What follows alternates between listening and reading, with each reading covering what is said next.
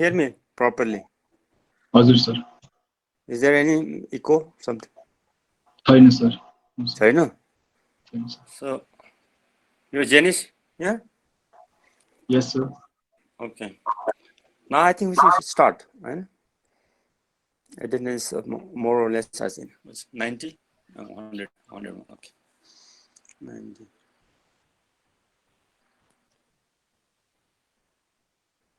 So very good morning to you all.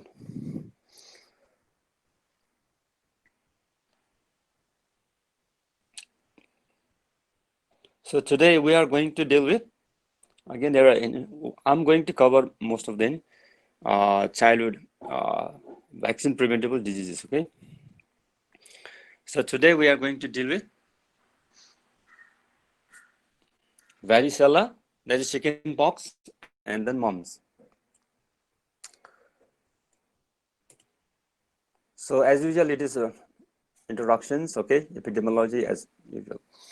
Etiology, we are talking on pathogenesis, clinical manifestations, diagnosis, differential diagnosis. This is outline of this presentation. So, Nepali में के भन्छ? What do you call in Nepali? Chicken pox. Hello? Anyone? Theula. Hello? What? Theula. Theula. Okay, good. Theula, okay? The patient will come into the theula. Okay, they'll come back. So chicken pox, and in general word is like chicken pox, but varicella zoster is varicella zoster. Okay, that's his medical term. So what is chicken pox? Okay, varicella zoster is an acute viral infection. Okay, it's a viral infection disease, infectious disease caused by varicella zoster, which is a DNA virus. Last time we did with RNA. This is a DNA double-stranded. Okay, from DNA or double-stranded virus, and herpes family. This belongs to herpes family. Okay, which is characterized by usually fever and the pleomorphic, okay, rashes and skin rashes, skin rashes. So primary infection result in what? Varicella. Okay, okay, that's a primary first infection. On second, okay, we have recurrent infection results in the herpes zoster, that we call it. Sometimes we call it in Nepali herpes zoster. Okay, Janai Khatera. You have heard like that? Okay, Janai Khatera. Okay, and usually they let in the Latin in nerve, okay, the dorsal ganglia, okay, your sensory nerves. So they stay dormantly, okay, once you get infected, when it gets reactivated, then they turn into herpes zoster signals.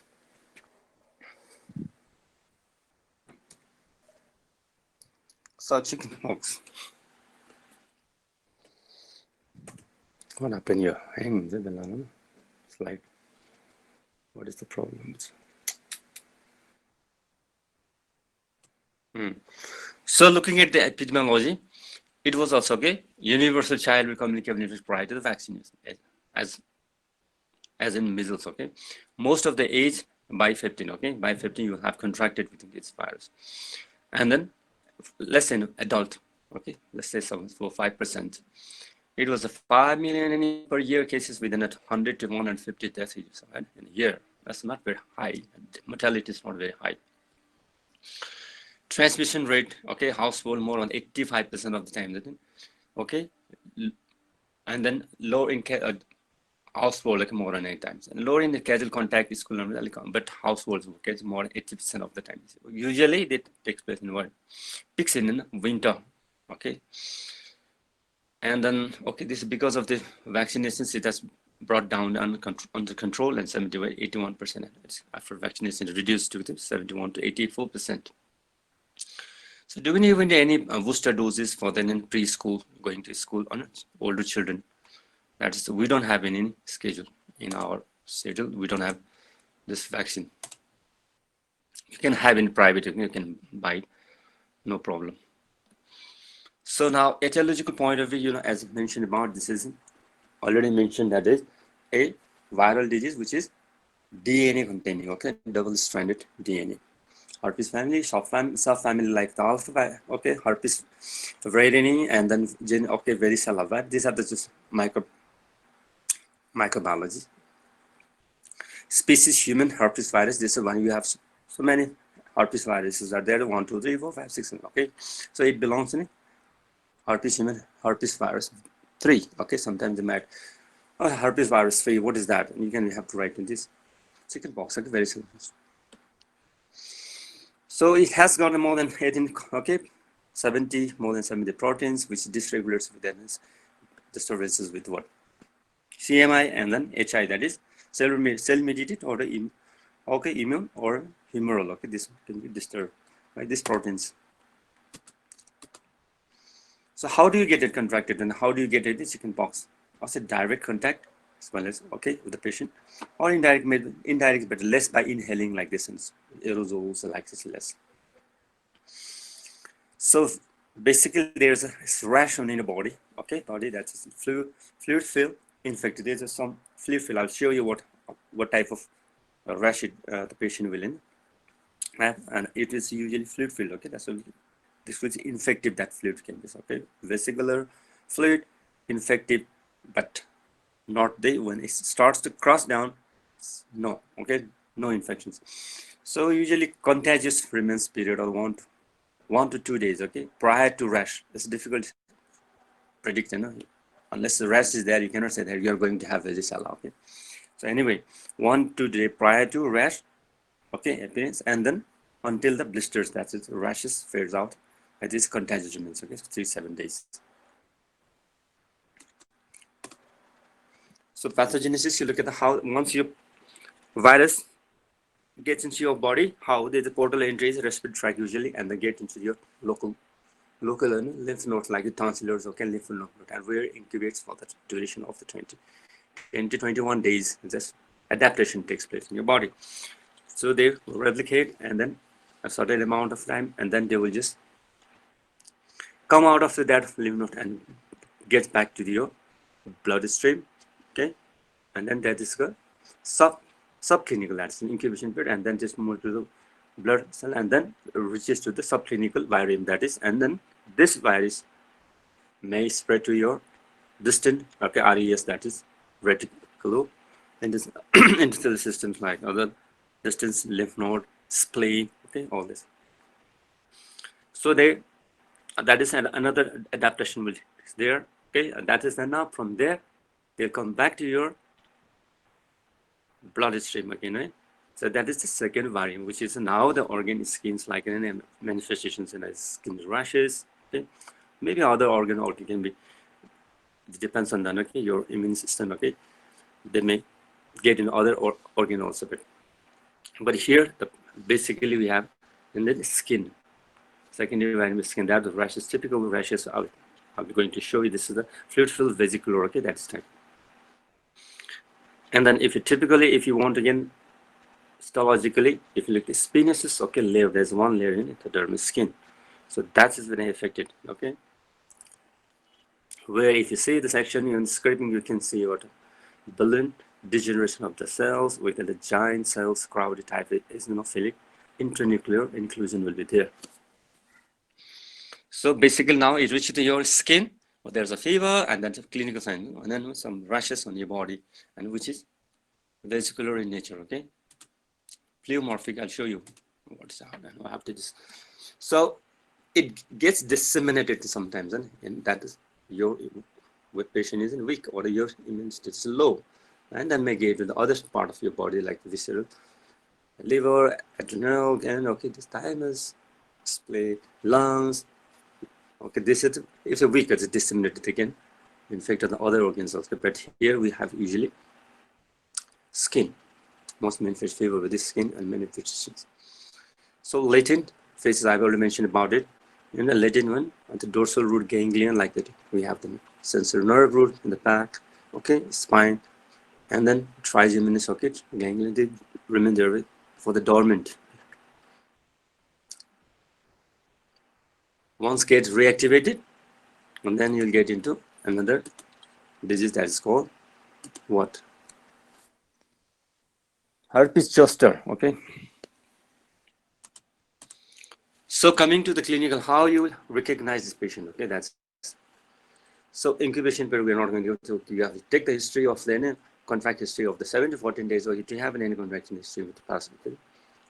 Patient comes and came to you, and some rashes there or fever there, and then you have to ask for the incubation period is there, which is cannot, which is lasting for 14, 17 days, okay? 11 to 20, maximum 21 days. So you have to take the history of 3 weeks of the contractions. So then the patient could have then prolonged period of 1 to 3 days. Okay, this young children generally have mild sort of thing. Then those in the adult we have severe pronounced, okay, maybe boy, high fever, malaise, okay, this kind of thing, with prodromal signs. Older children, the prodrome may be the very more pronounced. Okay, so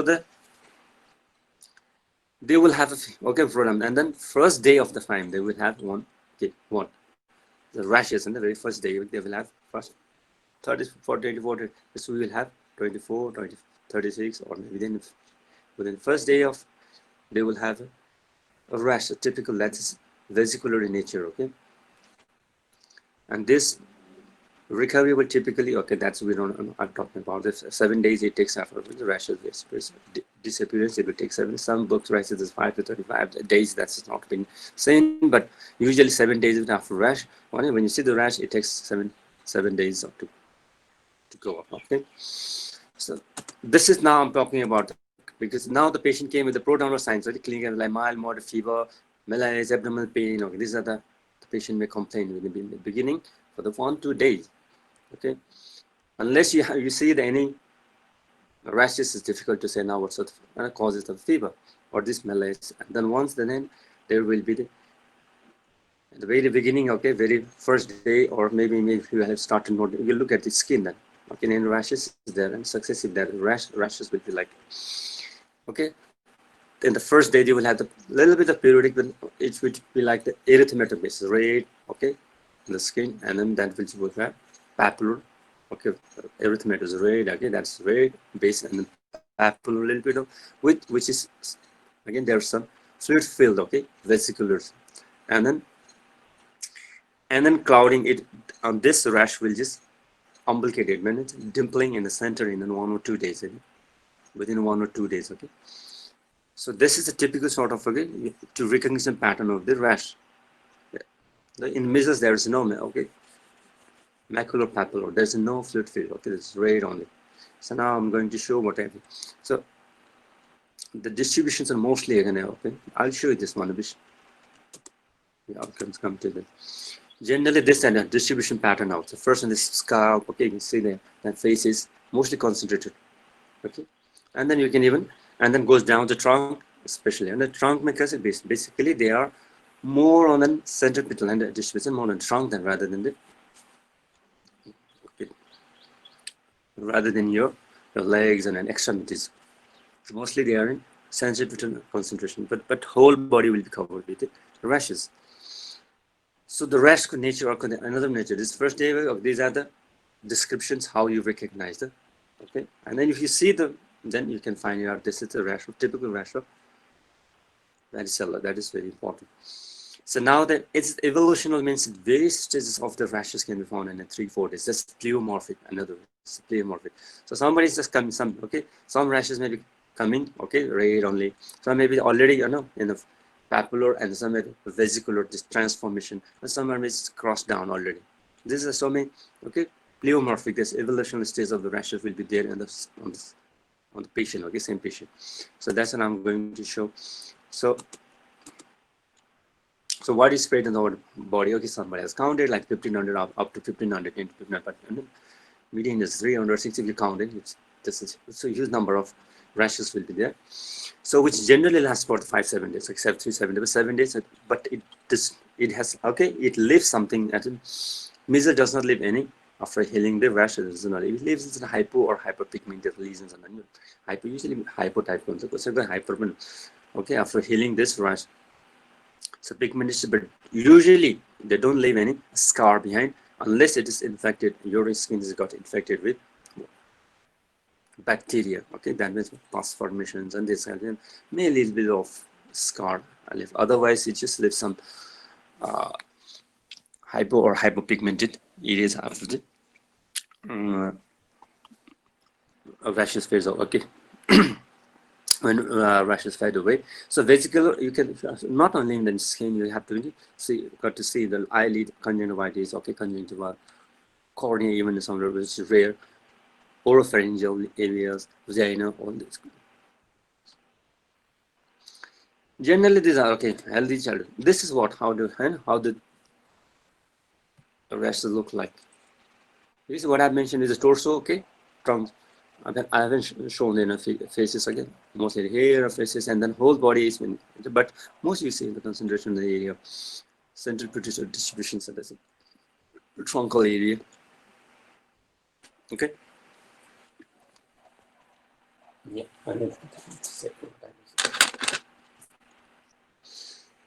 Excuse me. So this is the rash. Have you ever seen the varicella? Anyone? Anyone? No? Hello? Anyone? Please answer. Hello? Can you hear me or not? Yes, sir. Hello? Can you hear me or not? Yes, sir. Have you ever seen this kind of disease in your No, family sir. or me? Huh? No, sir. Theola dekha chaina? Because no, sir. So I'm going to see because season because we don't have regular vaccinations, but herd immunity maybe there okay, but there is no regular vaccination is likely to see this disease. So this is what how maybe patient come to you, okay, some fever, or maybe very first day, okay, not even a whole. Let's say it takes okay 5-7 days to cover whole the body, okay, 3-4 days, and it just successively is evolving in nature, okay, and the number increases. Initially, maybe the 1 or 2, so that we very meticulously look at when the patient comes with malaise, fever, okay, and then you just got to look into maybe they may also complain. There's small rashes, 1 or 2, just and you have to look at it. Okay, so very cautious with this. This is a vesicular, no, it's like a vesicles. This is a fluid field, okay? There's a field with fluids, okay? Our body full, this contains what? Virus. So don't get contact, okay? So very cautious. This is the infective one. Don't play with this. So now, so usually hairline I will mention about, okay? And then you see this sort of, okay? Some are very little bit not raised yet, okay, some are pleomorphic, some are already in raised, some are umbilicated. Maybe some will be just like crusted down, no, peels off, no, crusted. So there are pleomorphic. That's a different sort of. When it comes in, croppy type, they are coming. Crops are in right body, crops like pattern. So this is typical. You can recognize. Okay, there's a recognition pattern of the rash.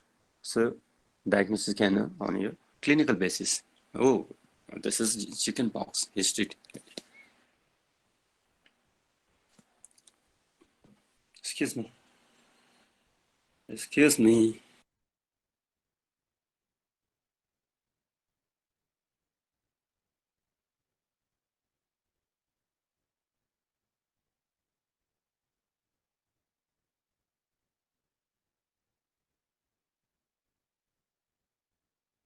The power is about okay, power time.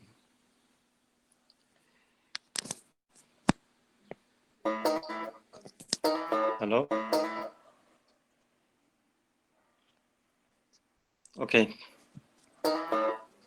Can you hear me? My power is going on. Hello? Yes, sir. Yes, sir. Okay, now this is a rash, okay? How to recognition pattern of the rash. So you can put the diagnosis by looking at the and history.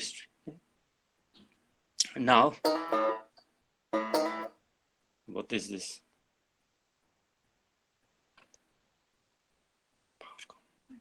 Power, mom connected.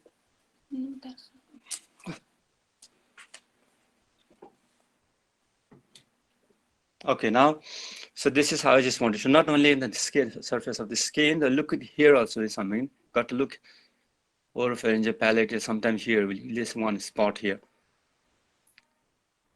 So can you recognize now when the patient comes to you? That's important, you know. You can write something, but if you don't recognize the patient, and then you are not a doctor. Okay, now this is what I want to emphasize.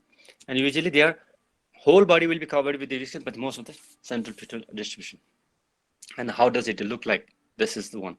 So now risk factor complications like those in adult, okay, infants, these are the risk groups of medical habits.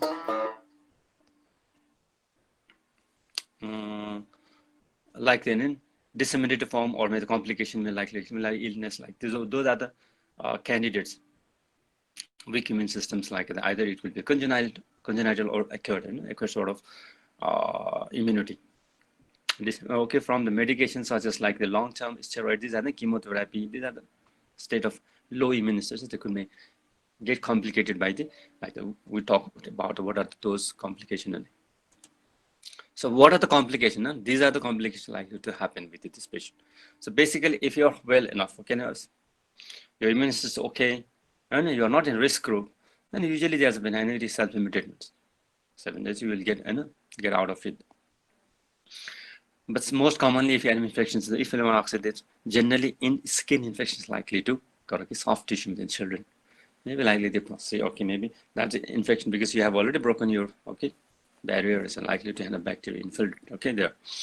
So bacterial infections, Otherwise, there are septicemia, toxic shock syndrome. These are the rare variant. Okay, not usually doesn't take place unless you are those categories of the group you belong to. This category likely to develop like the fasciitis, stomatitis, septic arthritis. Okay, you can write them in so many complications, but not everyone will have. You could have the most common is skin infection, which is okay. Myocarditis, again, pneumonia, come on to 6 days on the set of the disease, you have cough, everything. So different, also clinical manifestations according to your complications will be there. So those are the complications. So other complications, and another thing is that is acute cerebellar ataxia. Usually here we have seen that. So the one in like 1 in 400,000, okay, 4,000, okay. Cases like we encounter, okay, not so often, but once a while. So this is the patient will usually come after 5, 6, 7 days of you see the patient, the rashes on your skin, okay. So the typical pattern, okay, some healing or maybe already healed and then crust on your body. So you put the diagnosis of what? This is a varicella, or maybe may not be one or healed, but still some traces will be there. So patient come with clinical complication like the unsteady gait. Certainly patient comes, or maybe the headache, or like CNS symptom. Or usually they will come with cerebral ataxia, disturbance, and that's not able to walk, unsteady gait. So you have to think about this is a complication, one of the complications, another. That is acute cerebral ataxia or cerebralitis, okay? Cerebellar, not the cerebrum. This is cerebellar, okay? Cerebral, so ataxia. The function is unsteady gait. So cerebral ataxia, the patient may present to you in the 6, 7 days of. Now you look at the patient, okay? Is this a complication of varicella?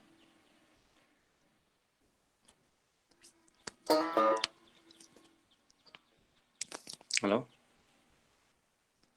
What is the problem with some problem?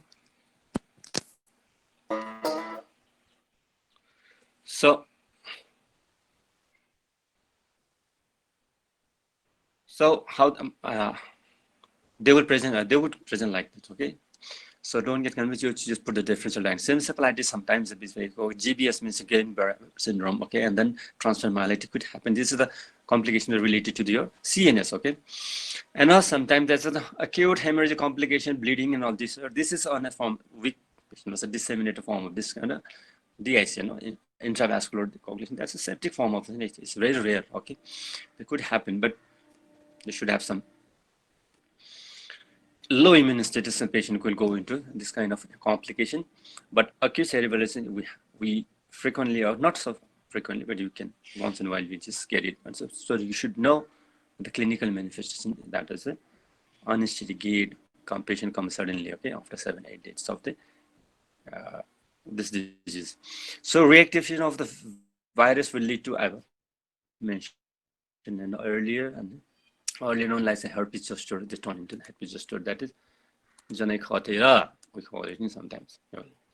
Janekotera, they have no, they didn't have any.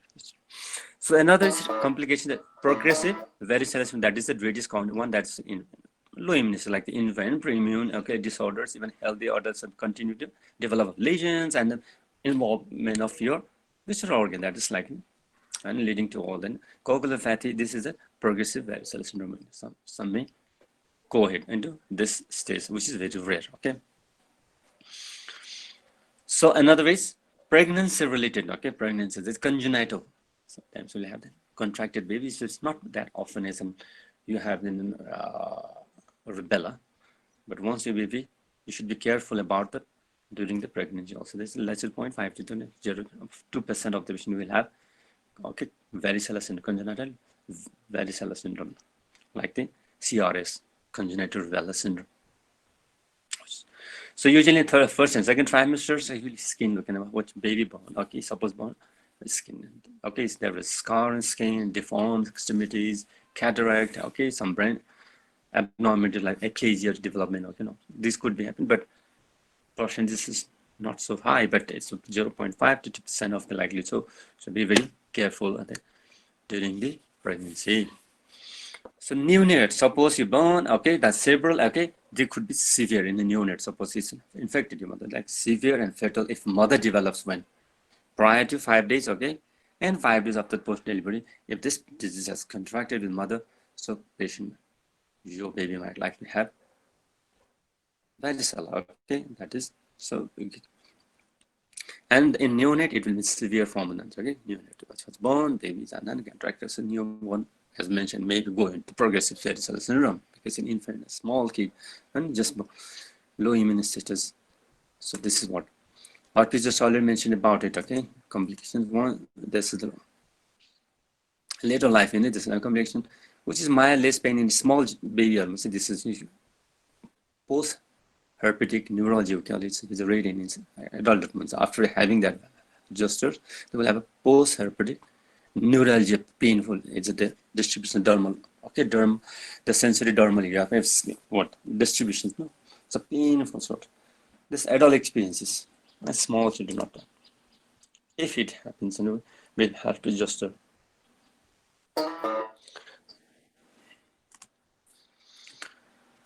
now other mimicking scenarios like then we have to differentiate, and what other condition could give rise to this kind of and this sort of rashes. That's all your differential diagnosis and it stands for. Okay, now infective origin like another virus like then herpes simplex viruses such will have the vesicular sort of fluid film. Herpes simplex virus, one or two, there is even vesicular rashes. Some enteroviruses also will give rash, but not like the typical as umbilicating or catharius and pleomorphic. That's what you have to, which is not very characteristic. In other, they could have fluid field, okay, vesicular. Rickettsia, some bacteria, and staph aureus, some get some bully sort of, so this is the differential diagnosis. This.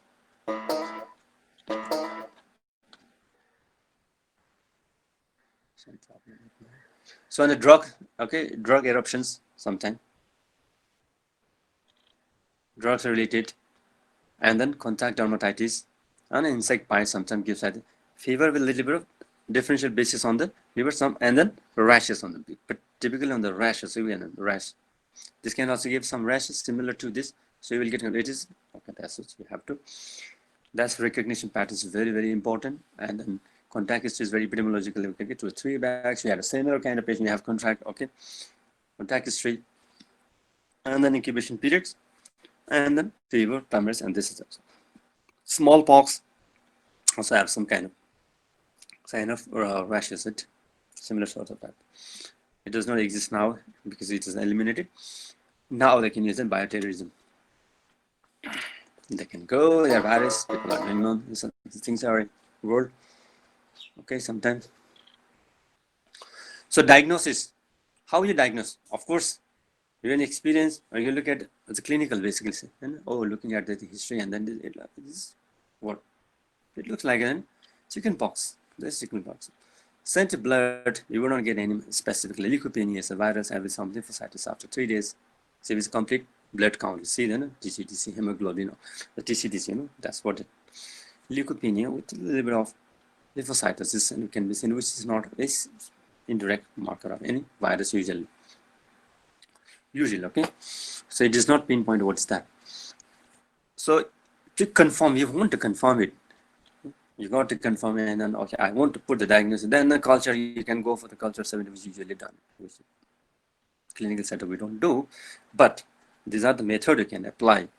That is an important. Theoretically, you write it everything. And culture, okay, you should be knowing about methods like 7 days in the culture method, or shell vial you can use in 3 days, shortened days. Okay, another issue I can do, and even a fluorescent test for the antigens, and then PCR is go run PCR if it's available. So sometimes in a fluid field, scraping of the vesicular, that is vesicular, small vesicular, sac like small, and then vesicular scraping smear can make that smear, that stain with that sank smear means that's you must be knowing the sank smear is made. So where we can say then multinucleate giant cell and non-specific, but again because it's just V, okay, or this simpler virus could also give this smear, so it's not very specific. Okay, so it does not pinpoint. So if you want to pinpoint, you can send out like serological test. You can send like the IG, specific test, ELISA test, or with this method, ELISA or latex for the screening for the varicella. Okay, this is then varicella, but routinely and basically in a lab, we don't routinely order for in practical method. I'm not talking about practical. You cannot write it like that in theory. Now it's like, oh, yeah, right.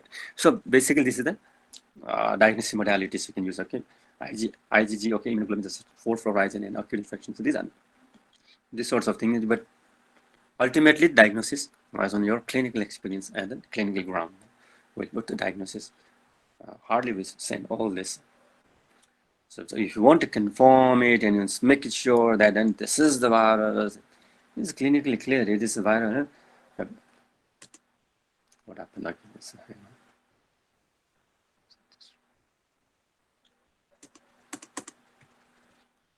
Hey, my computer gonna hang in between. Okay. So what do you like the diagnosis? Okay, now, of course, treatment you have to go. There's nothing in any specific treatment as a viral. The symptomatic and supportive.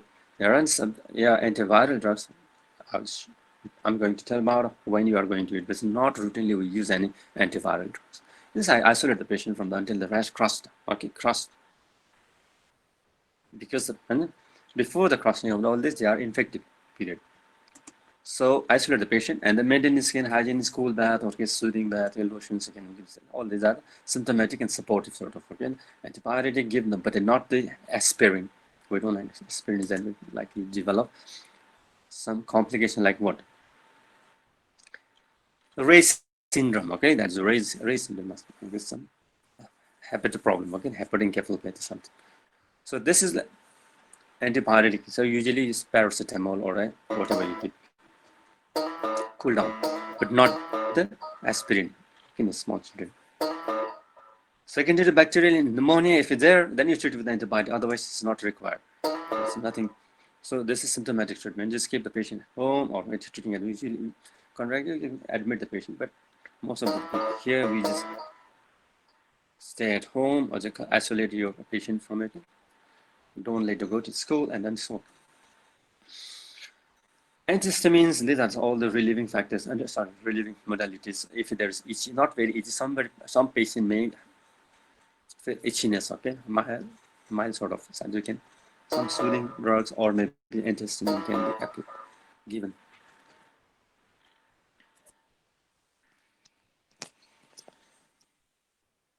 Okay. But routinely, so now when you are going to use the antiviral, so that is a drug of choice, isn't it? Acyclovir, you must be known, familiar with this drug, an antiviral drug. So that is a cyclovir. In a severe varicella cases only will use this, like the and that therapy. Okay, this is one. So 20 milligram per kg square meter dose in 5 days. Okay, 5 days. It is a dose. Okay, I'm writing about 5 days within the 24 hour of rash. Okay,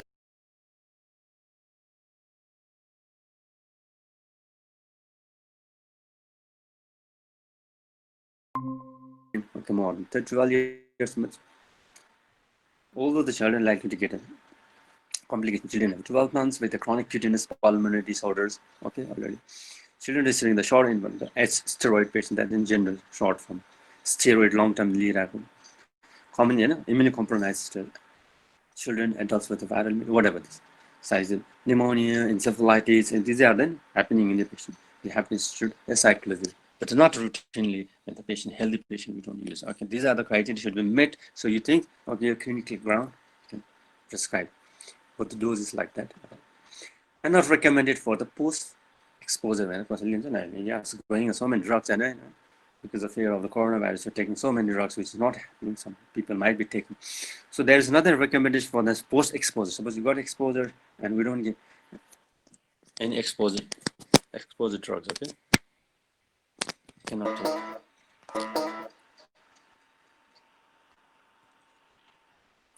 So not recommended. If drug is resistant, if you got it, then you can change the drug. The first carnet is another drug. Okay? You must be knowing first carnet. Acyclovir instead of I can first carnet. So neonate suppose came with an infected patient. Okay. Mother is 5 days prior to abdomination, 5 days prior to, and 2 days after delivery. This is the case. So the baby will be born. You have to give. Okay. What? Premature baby less than 20. Mother with rash within the 1 week. So we institute within the 96 hours of time varicella zoster or IgG. Okay, you can give. Instituted. Track the history of this. Okay, small baby in our 7 kids. You will infect with the mother. Okay, infected mother. These are the within 96 hours of that. It develops lesions in the small kids. Okay, we start with acyclovir. This is neonatal. This risk factor. Yes, weak immune status.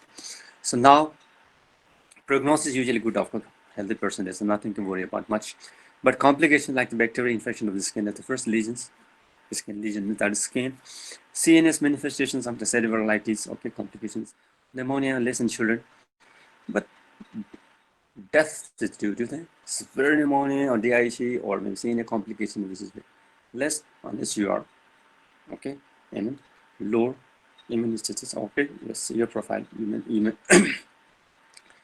immunological profile is in a low status. Okay, that's likely to happen, but usually very, very less.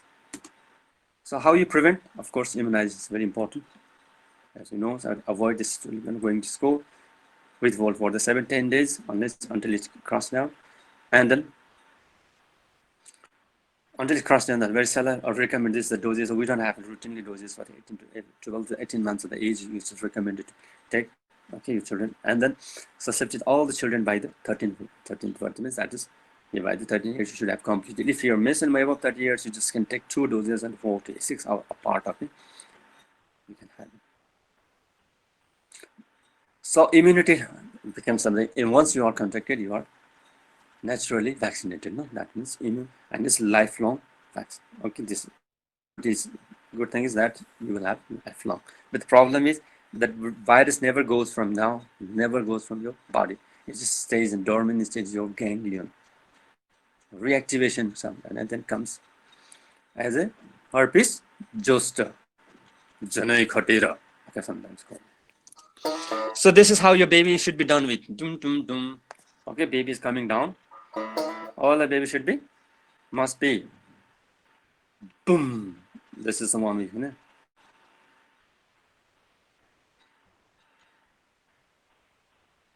So immunizations. So these are the terms you can breakthrough infection. Some patient have got already vaccinated, but they may manifest some disease. That's breakthrough. It's very less. Okay, it's mild sort of it. After this, less living number. Post exposure, suppose you got to expose with the patient, so you can give the the varicella. Okay, that's person.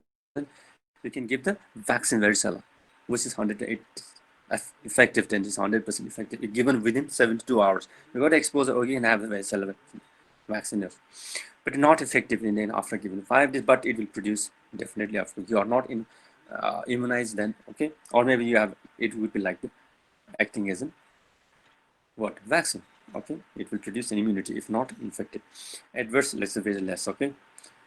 Pain a little bit of these are the okay. Regarding the vaccine, and you will have the different chapter on the vaccination, okay. That's a huge lecture item regarding this vaccination. So I'm not going to detail about this. This is a side effect very less, okay. Systemic reactions are uncommon. So contraindication must be in pregnancy, immunism, because since it is a live vaccination, so severe allergy to that component itself you should avoid. Pregnancy, immune suppressed conditions of your immune state, and then immune compromised person you should avoid it because these are the. So whom to give the vestigial, I've mentioned within 96 hours, like that immunoglobulin G can begin with 96 hours after the exposure. Okay, these are the indications. Immunocompromised person also can have immunoglobulin contract with newborn of the mother with 5 days, okay, as mentioned, 5 days prior to, before, and then 2 days after the birth, and the patient mother is having the disease. So premature infant with postnatal exposure, susceptible adult with pregnant woman, okay, susceptible at low status. So those are the indications for that. Some other careful, 96 within 90s. This is what the autosomal related pregnancy, autosomal related. First and second trimester, there is a small, I can mention within small percent of 0.5 to 2% of the risk that the child may be born with the congenital malformations like this varicella syndrome, that is called congenital VA, okay, CVS, okay, short form. Senior silence I mentioned about here. So contract the diseases 5 days prior to when the baby, 5 days prior to and 20 days of delivery. There is a high risk of newborn having disease. After this is congenital above 1 and contracted. If baby contracts within 5 days, after then 2 days after the delivery, the mother is having the disease, newborn baby are likely to have varicella. So varicella which could be very serious. So we have to institute what? Don't take the risks. So is this clear? Clear? So now we move on to the next slide, that is mumps. Sunesa, what is mumps? नेपालीमा आउँछ? Hello, anyone? Raise your hand. हाँडे रोग sir के भन्छ? के रे? Tell me. Yeah. हाँडे हाडे हो? ल गुड. हाडे भनेको हेलो हाडे. Okay, right. You are हाडे पनि हुन्छ. Okay, yeah. हामीलाई हाडे आयो. Okay. Have you ever seen anyone having हाडे? No? Yes sir No? What is this? My problem with my right. Okay, now quickly we'll finish it off now. So Hade.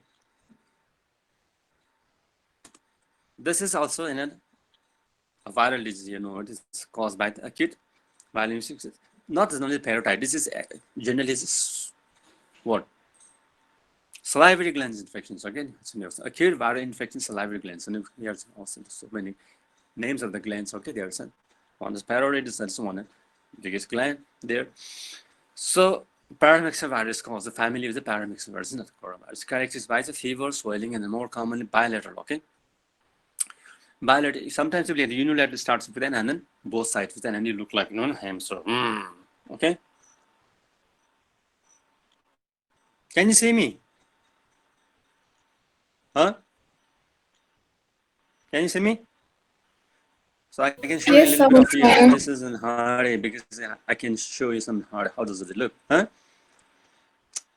So we're getting bilateral swelling of the parotid gland. It's not always parotid will be involved, but it's okay. Submandibular maybe lingual, but most of the time this is very significantly involved. So they will look like a All right. Okay. Hamsters taking the point. So it can lead to then what? Encephalitis. Meningoencephalitis or orchitis is a complications and the patient may experience. So now the mumps and acute self-limited diseases. Again, we are good. That is a self-limited disease.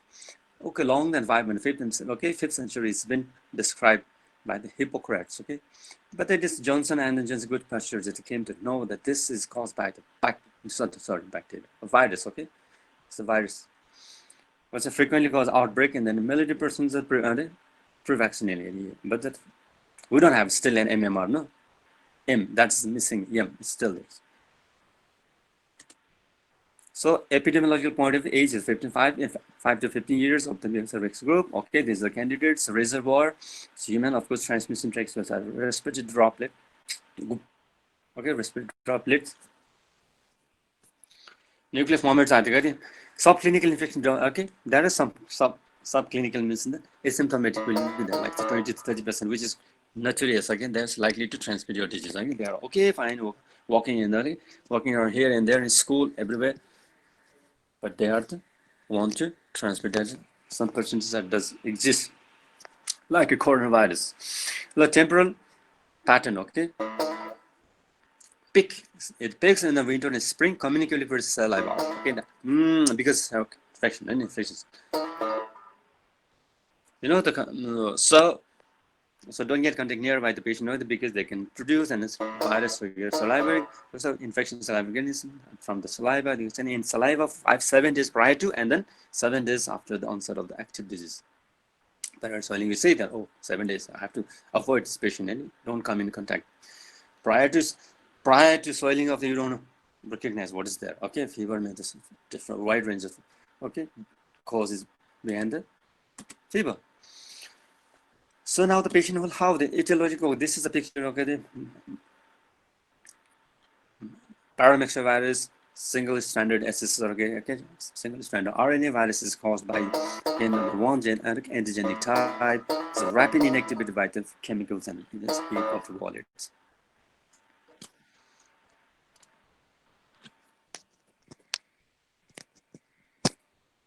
I'm running out of my battery here. Probably. I have quickly finished. I may shut down here. Okay, now chemically.